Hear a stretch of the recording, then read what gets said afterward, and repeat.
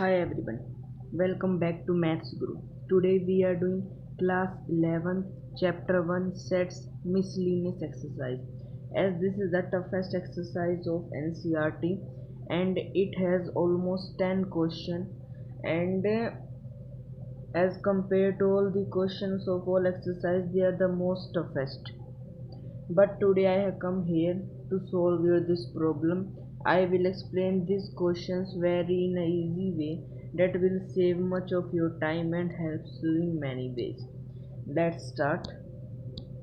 As first question of this exercise is here as decide among the following sets which are subset of one another.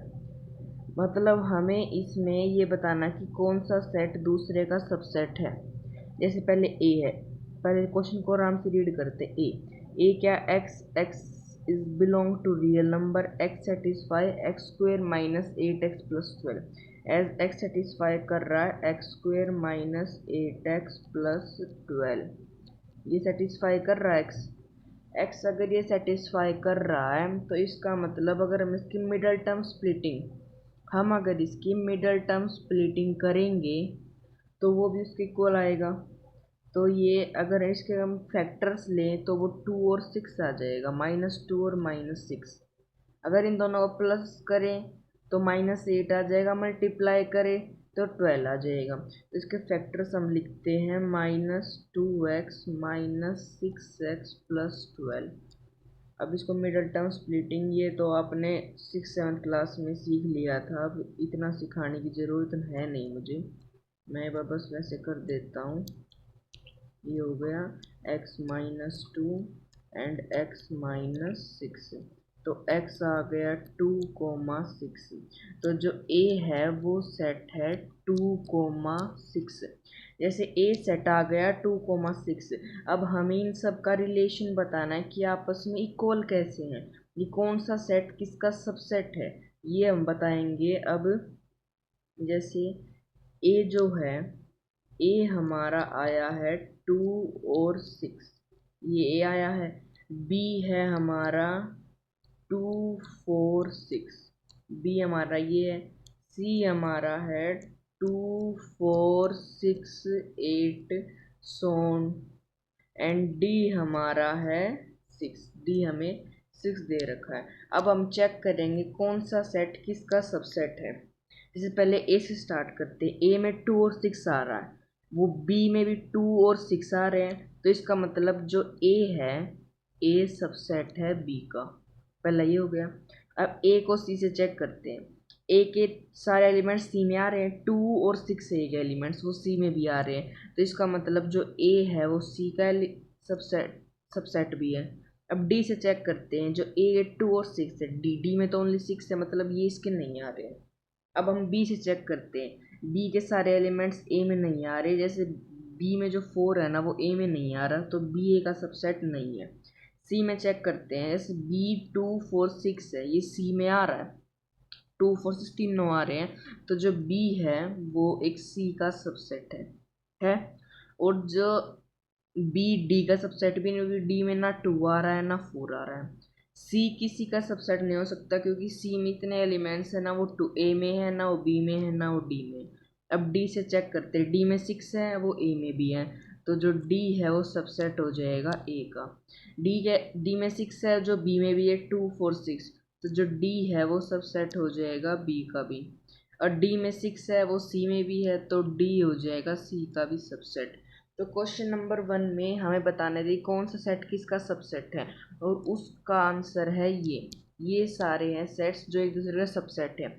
A subset है B का, ए subset सी का भी है, B C का subset है, D A का subset है, D B का भी सबसेट है, और डी सी का भी सबसेट है। यहाँ पे हमारा क्वेश्चन नंबर 1 कंप्लीट होता है। अब देखते हैं क्वेश्चन नंबर 2 में क्या है। एज क्वेश्चन नंबर 2 में हमें फॉल्स बताना, ट्रू और फॉल्स, अगर ट्रू है तो प्रूव करना है और फॉल्स है तो एग्जाम्पल देना है। एज पहले से स्टार्ट करते हैं। पहले में दे रखा है जो एक्स है वो बिलोंग करता है ए से, और जो ए है वो बिलोंग करता है बी से। तो पहले इसका लिखते हैं, अगर जैसे कि एक सेट ले लेते हैं 1 और 2, और जो ए वो बी में बिलोंग कर रहा है, तो जो पूरा सेट है ये बी में आना चाहिए। ये बी सेट सबसेट हो गया। समझ में आया?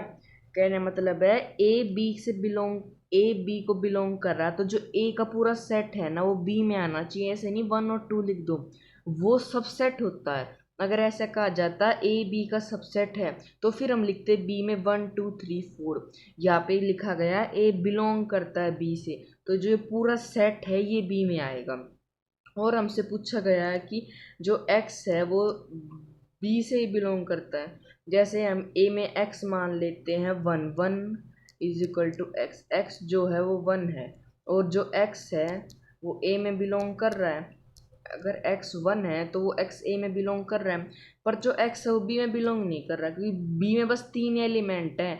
एक तो एलिमेंट है ये एक एलिमेंट है, एक 3 है और एक 4 है। कोई स्पेसिफाई 1, 1 कोई इसमें एक स्पेसिफाई नहीं है। अगर ये ऐसे होता 1 2 3 4 तो हम कह सकते थे कि जो x है x बिलोंग करता है b से।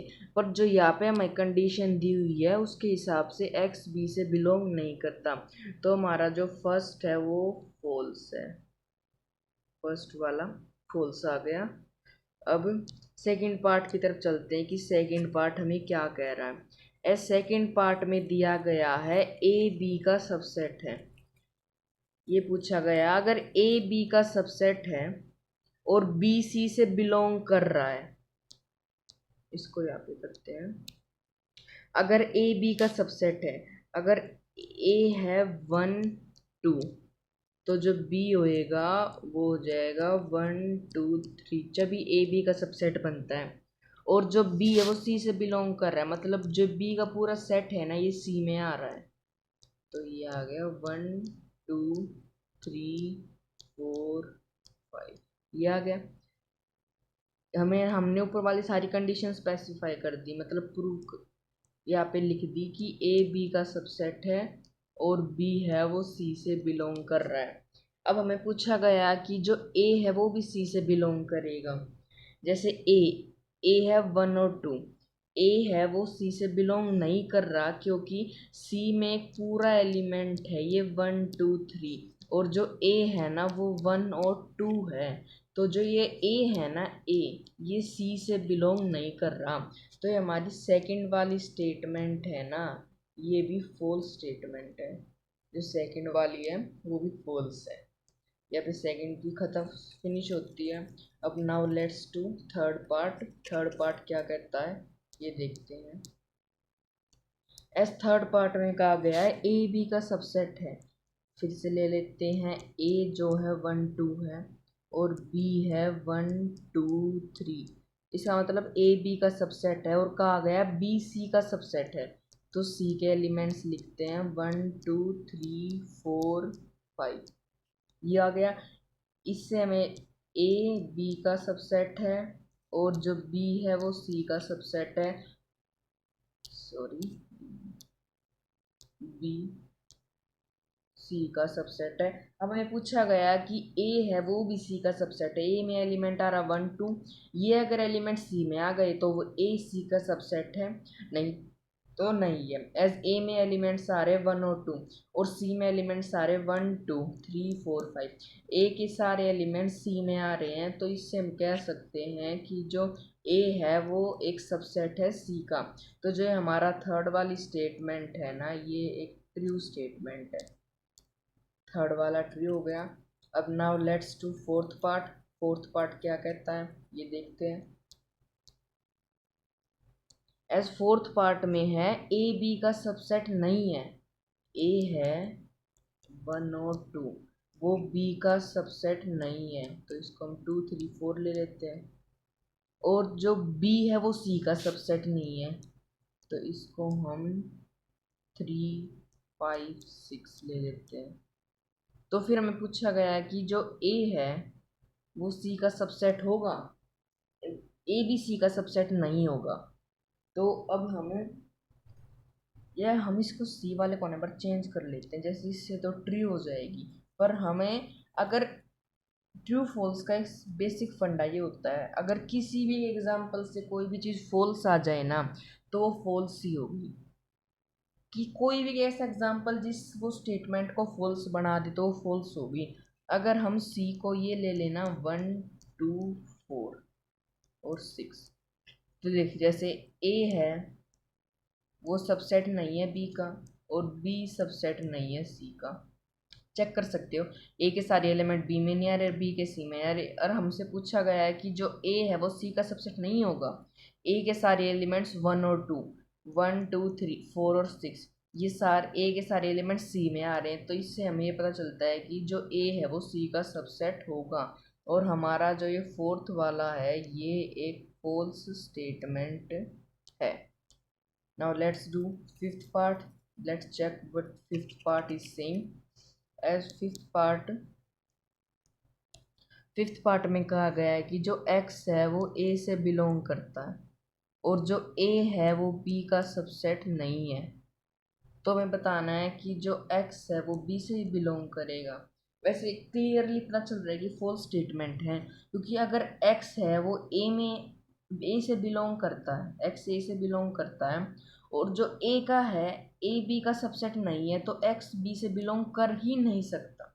इसको हम एग्जांपल से प्रूव कर लेते हैं। पर जैसे हम ले लेते हैं a है 1 और 2, और इसमें x है वो 2 के इक्वल है, और ए बी का सबसेट नहीं है, तो बी को हम ले लेते हैं 1 3 5, ये ले लेते हैं। तो जो x है, x जो हमने 2 लिया था वो b में नहीं आ रहा है, बी में नहीं आ रहा 1 3 क्योंकि ए जो है ना ए बी का सबसेट नहीं है। यहाँ पे ए बी का सबसेट नहीं है, तो ए के सारे एलिमेंट बी में आ ही नहीं सकते। और जो हमने x को 2 लिया था वो b में नहीं आ रहा है, तो x जो है वो b से बिलोंग नहीं करता। और हमारी ये जो फिफ्थ वाली स्टेटमेंट है ये भी एक फॉल्स स्टेटमेंट बन गई इसके द्वारा। अब लास्ट पार्ट जो है क्वेश्चन नंबर 2 का, उसको चेक करते हैं कि वो क्या है। as last part,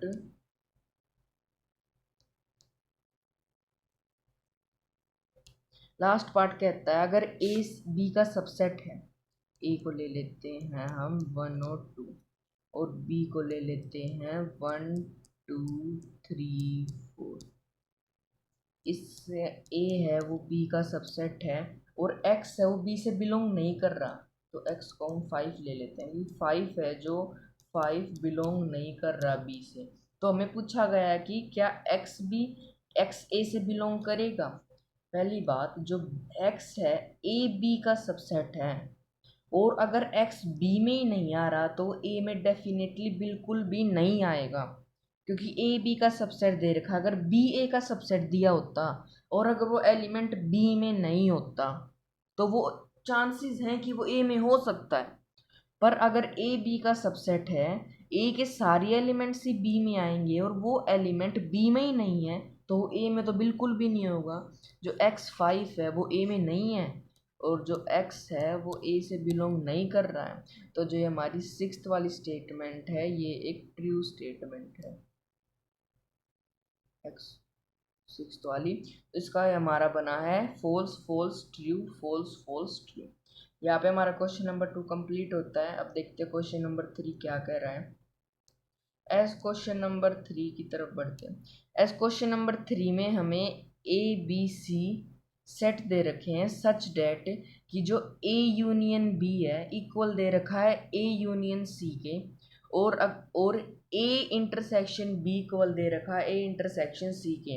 हमें शो करना है whether B is equal to C. इसका अगर हमें ये इक्वल प्रूव करना है ना, b is equal to C, अगर हमें b is equal to C prove करना है, तो अगर हमने ये प्रूव कर दिया ना b c का सबसेट है और c है वो b का सबसेट है, तो ये प्रूव हो जाएगा। तो उसके लिए पहले हमें ये दोनों कंडीशन सेटिस्फाई करनी होंगी। ये स्टार्ट करते हैं पहली वाली से।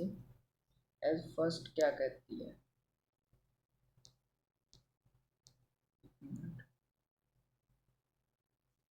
एज फर्स्ट हमें प्रूव करना है बी सबसेट है सी का। एक एलिमेंट लेते हैं, let x belongs to B. X B से बिलोंग कर रहा है। अगर एक्स बी से बिलोंग कर रहा है तो जो एक्स है वो ए यूनियन से बी से बिलोंग करेगा, क्योंकि जो बी है वो ए यूनियन बी में भी आएगा। ए यूनियन बी का मतलब क्या होता है? ए यूनियन बी का मतलब क्या होता है? ए के सारे एलिमेंट्स और बी के सारे एलिमेंट्स ए यूनियन बी में आते हैं। तो अगर एक्स बी से बिलोंग कर रहा है तो जो एक्स है वो ए यूनियन बी से ही बिलोंग करेगा। और इससे हम ये, और हमें दे रखा है कि A union B A union C के इक्वल है, as therefore A union B is equal to A union C दे रखा है। तो इससे हम ये लिख सकते हैं कि एक्स है वो बिलोंग करेगा ए से, या एक्स बिलोंग करेगा सी को, लिख सकते हैं इसकी मदद से। और अगर हम ये अभी इस साइड वाली कंडीशन ले, अगर एक्स ए से बिलोंग करता है तो एक्स बिलोंग करेगा ए यूनियन सी से भी। और इससे हम ये लिख सकते हैं एक्स बिलोंग करेगा ए से, ए से तो हमने ऊपर लिख दिया, हम यहाँ पे ये नहीं लिखेंगे एक्स बिलोंग करेगा ए से, यहाँ पे हम लिखेंगे एक्स बिलोंग करेगा सी से। और हमने ऊपर लिख दिया कि एक्स बी से बिलोंग करता है और एक्स सी से ही बिलोंग करता है, तो इसकी मदद से हम लिख सकते हैं जो बी है वो एक सबसेट है सी का। जो हमने ये लिखा ना ऊपर, हम इसकी मदद से लिख सकते हैं बी एक सबसेट होगा सी का। और अगर हम दूसरी साइड ले, अगर एक्स सी से बिलोंग करता है एक्स बी से बिलोंग करता है तो हम इसकी मदद से भी कह सकते हैं जो बी है वो एक सबसेट होगा सी का। समझे बात को?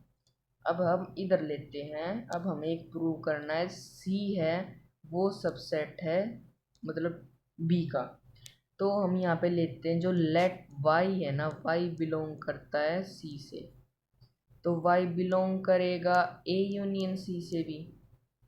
जैसे एक्स ए यूनियन बी से बिलोंग करा, तो जो वाई बिलोंग करेगा ए यूनियन बी से भी, एज गिवन दे रखा है, गिवन लिख देते हैं। ये भी जगह नहीं है इसलिए मैंने ये वाली स्टेटमेंट नहीं लिखी ना, आपको यही स्टेटमेंट वहाँ पे लिखनी है।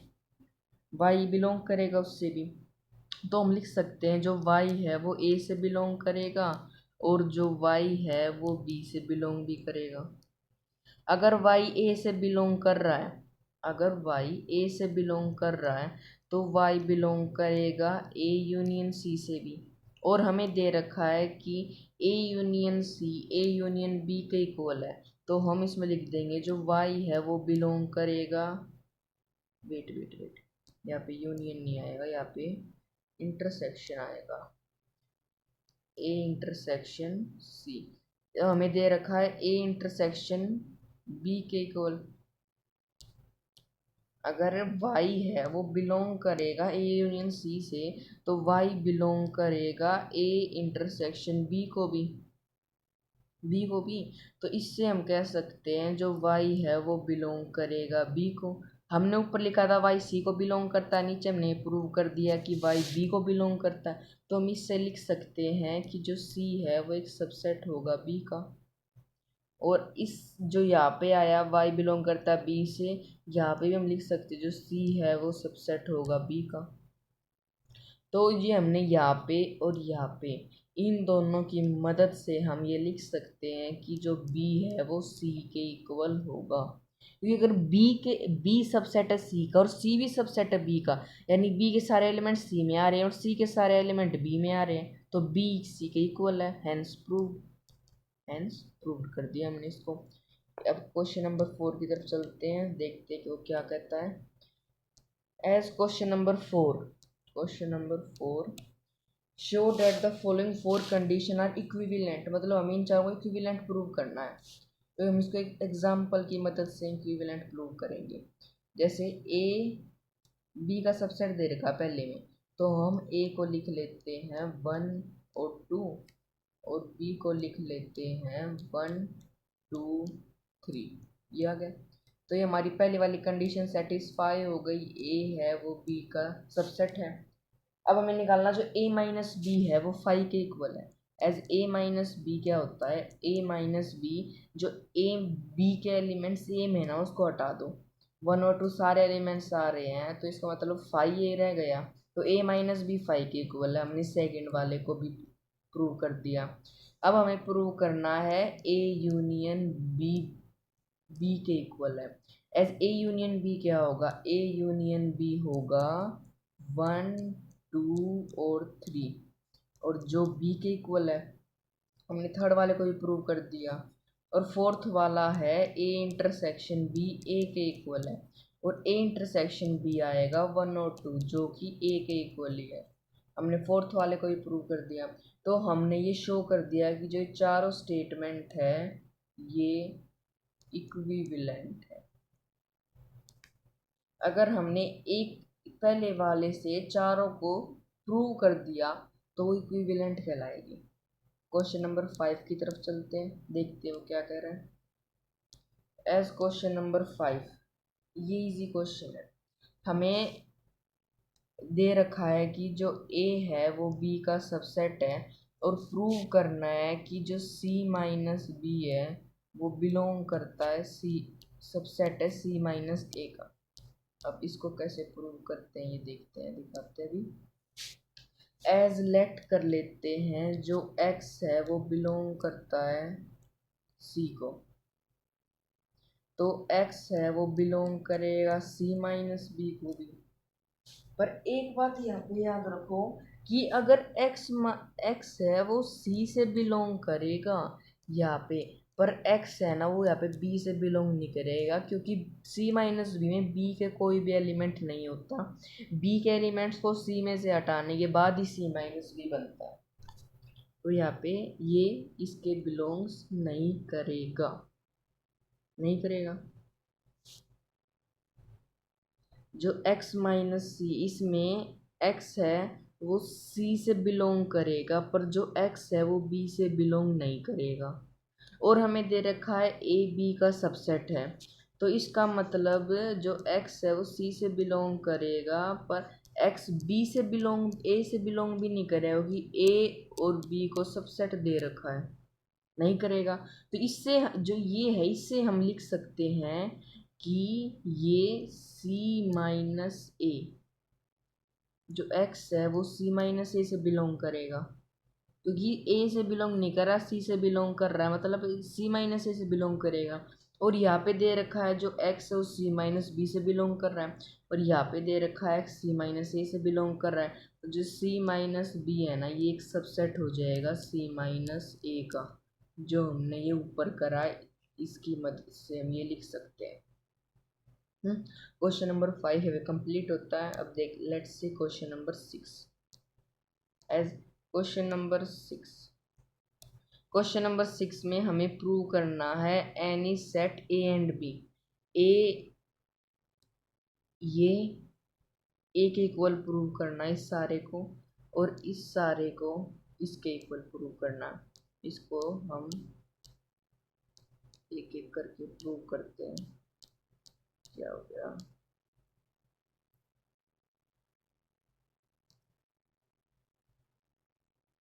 वेट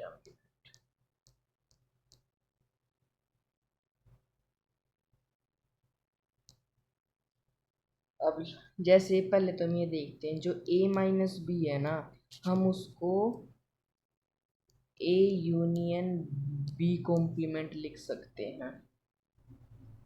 ये मतलब रूल है एक, a माइनस बी को हम a complement b a union b a intersection b complement लिख सकते हैं। इसको वेन डायग्राम से हम प्रूव करके देखते हैं। एज वेन डायग्राम में ये हो गया, तो ये यूनिवर्सल सेट है। ए माइनस बी क्या होगा, ए माइनस बी होगा ये वाला पार्ट होगा ए माइनस बी, और इसमें ए तो होगा ये वाला सारा, और बी कॉम्प्लीमेंट होगा ये वाला सारा, बी को छोड़ के सारा। इसमें कॉमन क्या आएगा, कॉमन आएगा बस ये वाला पार्ट, ये वाला पार्ट ही कॉमन आएगा। कौन से वाला, ये वाला पार्ट ही कॉमन आएगा। तो इसका मतलब जो ये है ये इसके इक्वल आ गया।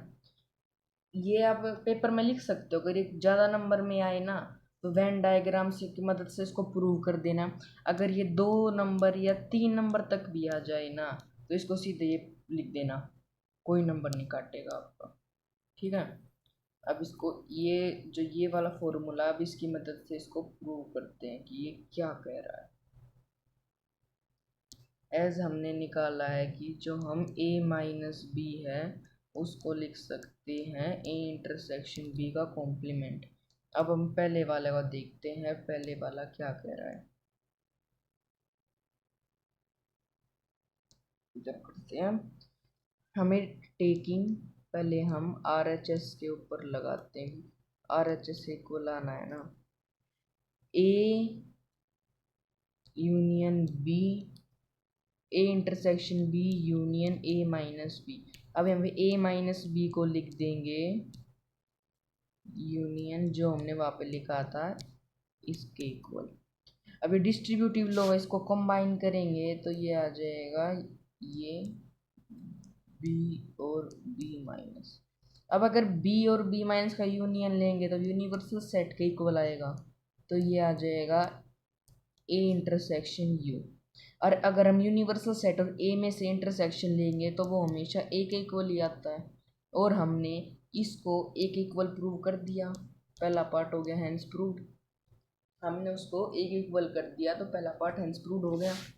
अब हम इस वाले पार्ट को इधर लेते हैं, इसमें हम लेते हैं taking L H S, L H S लेते हैं।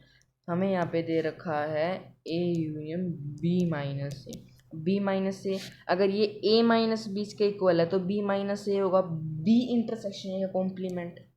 तो ए यूनियन है, एक मिनट, यहाँ पे आएगा बी इंटरसेक्शन ए का कॉम्प्लीमेंट। अब इसको डिस्ट्रीब्यूटिव की मदद से खोलते हैं, यहाँ पे आप लिख देना यहाँ पे डिस्ट्रीब्यूटिव प्रॉपर्टी, और यहाँ पे भी इसके बाद भी डिस्ट्रीब्यूटिव प्रॉपर्टी, ये आ जाएगा ये और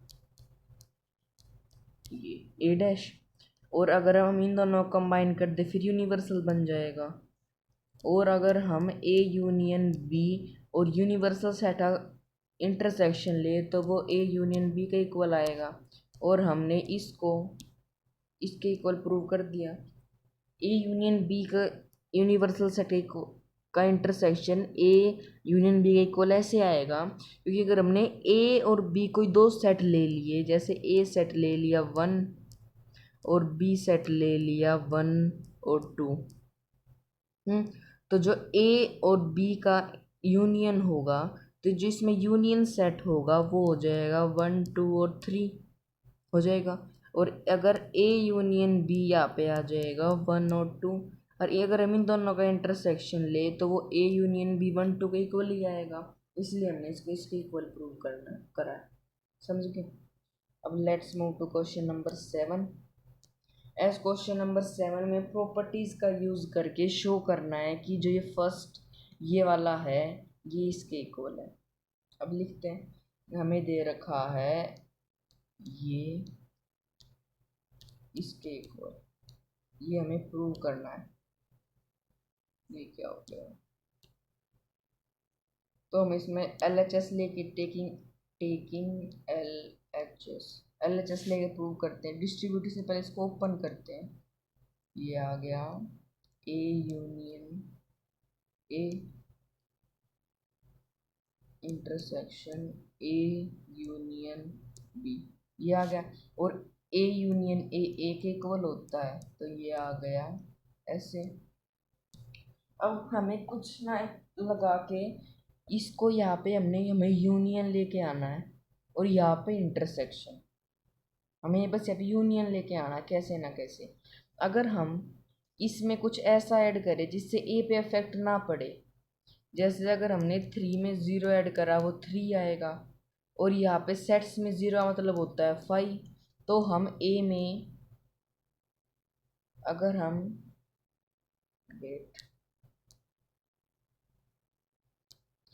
हम ए यूनियन 5 ले लें तो वो ए के इक्वल ही होगी। ए और 5 का अगर हम कंबाइन करेंगे तो ए आएगा, इसको हम ऐसे लिख लेते हैं, ये आ गया ए यूनियन बी के इक्वल। अब डिस्ट्रीब्यूट को एक्सपेंड करा था पहले हमने, भी इसको छोटा करते हैं, तो ये आ गया जो ए है union 5 complement B, 5 intersection B है, और 5 और बी में के इंटरसेक्शन में 5 आता है, तो जो ये ए है, ए यूनियन फाई आ गया, और ए और फाई का यूनियन ए के इक्वल होता है। तो हमने ये इसके इक्वल प्रूव कर दिया। जो ये था ये हमने इसके इक्वल प्रूव कर दिया, ये वाला इसके इक्वल प्रूव कर दिया। वो समझ में आया? पहले हमें इसको डिस्ट्रीब्यूटिव से एक्सपेंड करना है। ये हो जाएगा A union A intersection A union B. और फिर अगर हम ए यूनियन ए का लेंगे, ए यूनियन ए के इक्वल होता है, और आगे वाला समझते हैं कि इसमें कुछ नहीं हो सकता। और अगर हम ए के साथ यूनियन ले ले फाई का, वो भी ए के इक्वल होगा, इस पर कोई इफेक्ट नहीं पड़ेगा, पर हमारा क्वेश्चन सोल्व हो जाएगा। ये इसके इक्वल है। अब जो डिस्ट्रीब्यूटिव को हम शॉर्ट फॉर्म कर देंगे, तो जो ये ए है, A union phi, phi intersection B आ गया, और इंटरसेक्शन और फाई और बी में के इंटरसेक्शन में फाई आता है, और ए यूनियन फाई ए के इक्वल होता है। अब सेकंड वाला पार्ट को सोल्व करते हैं। इधर सेकंड वाला पार्ट कहता है A intersection A union B को ए के इक्वल प्रूव करना है। इसमें भी ऐसे करते हैं जो हमने उसमें करा था। खोलते हैं इसको, ये आ गया ऐसे, और जो ये इन दोनों का इंटरसेक्शन है ये ए आ जाएगा। और अब हमें इसके ए के साथ ऐसा करना है कि इसको यहाँ पे इंटरसेक्शन बन जाए। जैसे अगर हमने लिया था ए फाई, तो वो ए आया था, पर हमें इसमें ऐसा नहीं लेना, हमें इसमें लेना है ऐसा इंटरसेक्शन। जब वो इंटरसेक्शन आएगा, तो अगर हम ए का इंटरसेक्शन यू के साथ यूनिवर्सल सेट के साथ ले लें, ए का इंटरसेक्शन अगर हम यूनिवर्सल सेट के साथ ले लें तो वो ए के रिटर्न आएगा। तो हम यहाँ पे लिख देते हैं A intersection universal set union A intersection B, ये आ गया। और अगर हम ए, और अब हम यहाँ पे लिखते हैं शॉर्ट फॉर्म इसकी, ये आ जाएगा,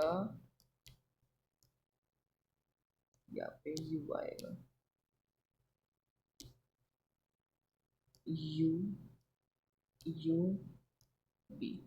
और अगर हम अब यूनिवर्सल सेट और बी का यूनियन करेंगे तो वो यूनिवर्सल सेट रिटर्न करेगा।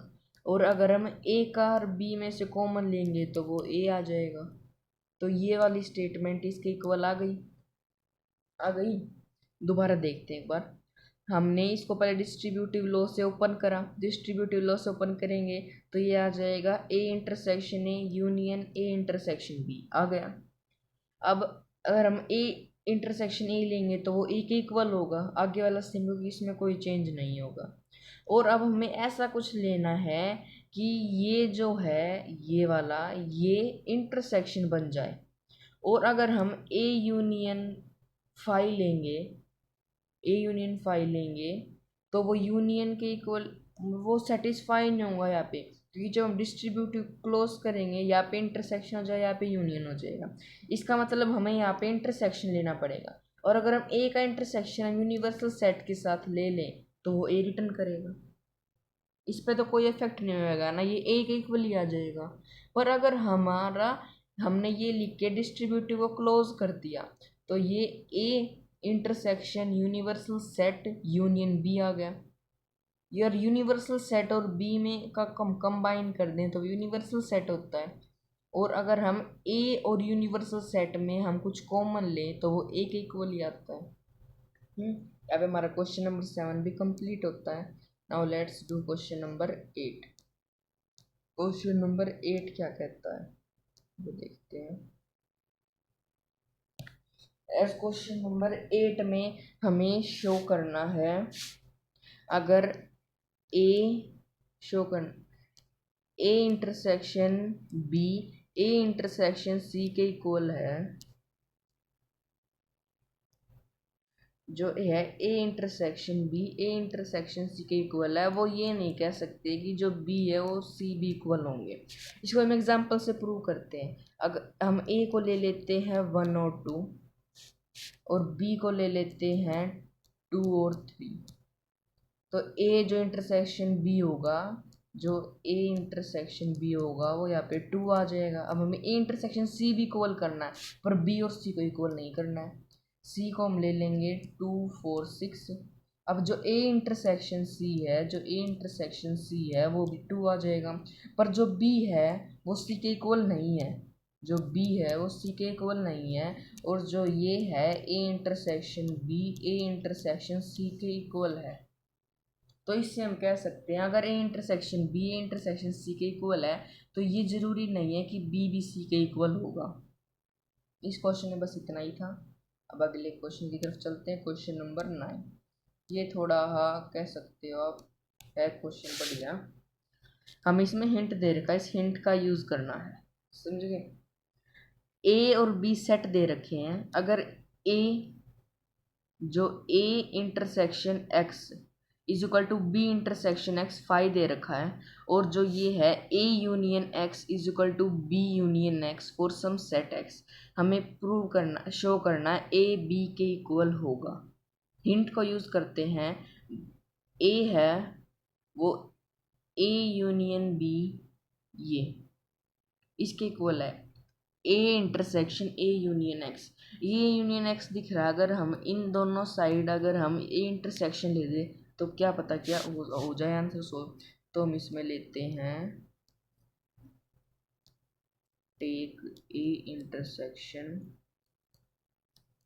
बोथ साइड, तो फिर ये हो जाएगा A intersection A union x is equal to A intersection B union x. और जो ये है, जो ये हमने A intersection B union x लिखा इस साइड, और दूसरी साइड लिखा A intersection B union x. तो जो ये बी यूनियन एक्स होगा ये कैसे आएगा देखते हैं। अब ए जो ये है ये तो ए के इक्वल आ गया, आ गया। या अगर हम ऐसा ना करना चाहें तो हम इसको ऐसे भी कर सकते हैं। अब डिस्ट्रीब्यूटिव को ओपन करते हैं इस साइड, ये आ गया ऐसे union x is equal to ये, इसमें बीच में आएगा यूनिवर्सल, इसके इक्वल ऐसे आ गया। अब अगर हम ए इंटरसेक्शन ए के इक्वल आता है यूनियन, और जो ए इंटरसेक्शन एक्स है वो फाइव के इक्वल दे रखा है, तो यहाँ पे आ जाएगा five equal to A intersection B, इसका कोई रिलेटेड नहीं है तो हम इसको ऐसे लिख देते हैं ए इंटरसेक्शन बी। यूनिवर्सल करेंगे ए इंटरसेक्शन एक्स जो कि फाई है, और अगर हम ए यूनियन फाई करेंगे तो वो ए के इक्वल आएगा। और अगर हम इसका ए इंटरसेक्शन बी का यूनियन करेंगे फाई के साथ तो वो हमें ये रिटर्न देगा, क्योंकि फाई तो एम्प्टी सेट है, ये इसमें कुछ ना कुछ तो होगा ही। तो इससे हम ये कह सकते हैं कि जो हमारा ये है ए इंटरसेक्शन बी ए के इक्वल है। इसको हम यहीं पे रखते हैं अभी। अब दूसरा लगाते हैं, हमारा एक तो ये निकल गया कि जो ये है ए है वो इक्वल हो गया ए इंटरसेक्शन बी के, ये ए इंटरसेक्शन बी के इक्वल हो गया। अब हमें हिंट में दूसरी चीज़ क्या दे रखी है, हिंट में दे रखी है कि जो बी है B intersection B union x. तो हम अगर बी का इंटरसेक्शन ले ले दोनों साइड तो क्या पता और कुछ आ जाए। तो हम यहाँ पे लिख देंगे taking B intersection both side.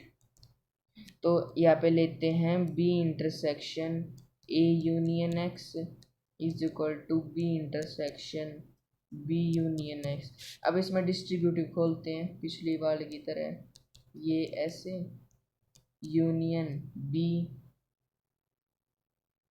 B, अब क्या पे क्या आएगा x is equal to B union B complement B union x. ये ऐसे आ गया, आया या नहीं आया, ऐसे आ गया। तो अब हम ये देखते हैं आगे, तो आगे क्या दे रखा है। अब B union B intersection x five के इक्वल दे रखा है, हमारा बी इंटरसेक्शन एक्स फाइव के इक्वल दे रखा है। तो हम बी इंटरसेक्शन एक्स की जगह लिख देंगे फाइव, और यहाँ पे आ गया यही और बी इंटरसेक्शन बी आएगा, union B intersection X phi दे रखा है, तो यहाँ पे ये आ गया union phi is equal to B, ये आ गया। और जो ये है intersection B is equal to B आ गया, क्योंकि इन दोनों में जब कॉमन लेंगे हम तो वो यूनियन है तो फाई आएगा, तो इसमें कुछ ना कुछ होगा इसलिए ये आ जाएगा। और हमारा वेट अ मिनट, और हमारा जो ये था ए, हमारा ए यूनियन बी ए के इक्वल था, और हमारा ए यूनियन बी बी के इक्वल आ गया, तो हम इससे ये लिख सकते हैं जो ए है वो बी के इक्वल होगा, ए है वो बी के इक्वल होगा। समझ गए बात को? यहाँ पे हमारा क्वेश्चन नंबर 9 कंप्लीट होता है। Let's move to question number 10 which is the last question of this exercise. As question number 10, इसको डार्क ब्लू से करते हैं। Find set A B C, 3 set दे रखे हैं कि जो ए इंटरसेक्शन बी और बी इंटरसेक्शन सी और A intersection C non empty set है। जैसे अगर हम ए को ले लेते हैं 1 2, बी को ले लेते हैं 2 और 3, और सी को ले लेते हैं 1 और 3, ये ले लिया हमने। ए इंटरसेक्शन अगर हम करेंगे ए इंटरसेक्शन बी, वेट, अगर हम करेंगे ए इंटरसेक्शन बी तो वो आ जाएगा 2 के इक्वल, बी इंटरसेक्शन सी वो आ जाएगा 3 के इक्वल, और ए इंटरसेक्शन सी आ जाएगा 1 के इक्वल। और हमें दिखाना है कि A intersection B intersection C 5 है। अब यहाँ पे लेते हैं इंटरसेक्शन बी इंटरसेक्शन सी क्या आएगा। जैसे ए बी सी में इन तीनों सेट में कुछ भी कॉमन नहीं है, वो 5 के इक्वल ही आएगा। जैसे ए में 1 2 है, बी में 2 3 है पर 1 नहीं है, सी में 1 3 है पर 2 नहीं है, ए में 3 होना चाहिए था, बी में 1 होना चाहिए था, सी में 2 होना चाहिए था, जब ये तीनों का आंसर 1 2 3 आता।